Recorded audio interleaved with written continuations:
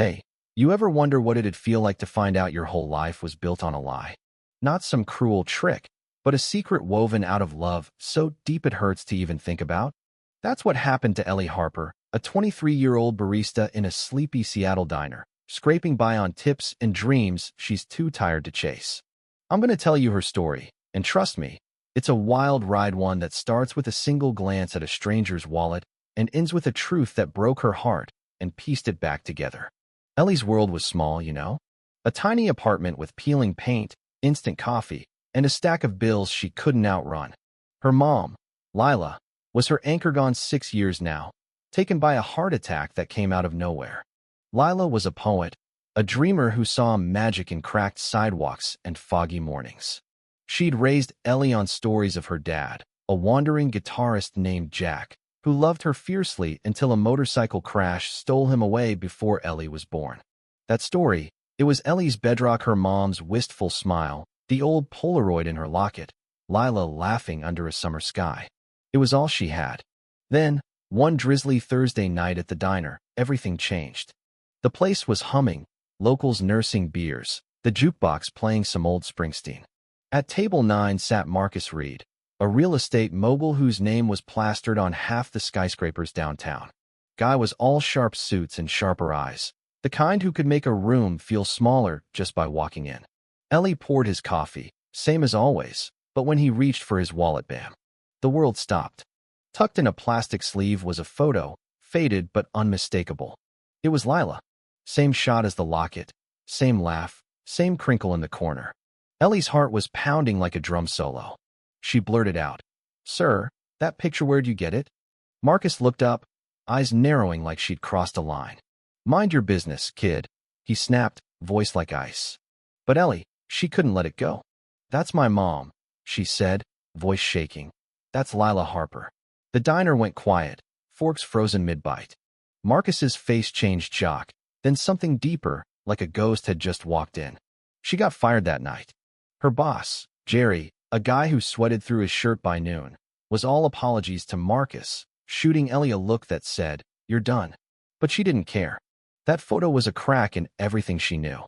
She went home, pacing her tiny apartment, that Polaroid burning a hole in her pocket. Was it a coincidence? A cruel joke? She called her best friend, Sam, a line cook with a knack for seeing through bullshit. "Elle, you gotta find out what's up," he said, handing her a beer. "Your mom's story, it's got holes now. Dig." So they did, tearing through a dusty box of Lila's things, poems, old journals, a pressed daisy from some long-gone summer. Nothing about Marcus. Nothing about a billionaire. Until Ellie's fingers found a false bottom in the box. Her breath caught. A stack of letters, tied with a red ribbon, and one lone sheet in Lila's handwriting. She read it, voice barely above a whisper, Sam sitting cross-legged on the floor like a kid at story time. "Dear Max," it started. "Max, not Marcus. I'm leaving because I have to. I overheard your parents at that big house on the hill, talking about me like I was some fling you'd outgrow. They said I'd ruin you, that I'd never fit in their world of galas and power plays. I wanted to fight, to prove them wrong, but then I found out I'm pregnant. Our baby, Max, she can't grow up in that cage, judged, measured, a pawn in their game. So I'm giving her a different story, a dad who was free, who loved us without strings. I'm breaking my own heart to save hers. Please, don't look for me. Live your big life. I'll love you forever. Lila." Ellie was sobbing by the end, the paper trembling in her hands. Lila hadn't lied to hurt her, she'd lied to protect her, to give her a dad who was a hero, not a man tied to a world that would have crushed them both. Ellie knew what she had to do. She called Marcus's office, hands shaking, expecting a secretary to brush her off. But his assistant, Evelyn, said, "He's been waiting for you."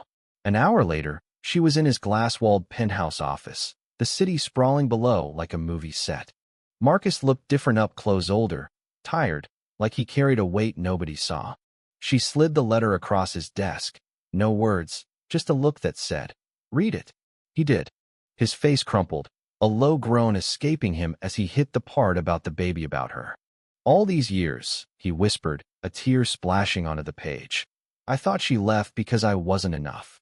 Ellie's voice cracked. "She loved you, Marcus. She left because she loved us both too much." They stood there, two strangers bound by a 23-year-old wound.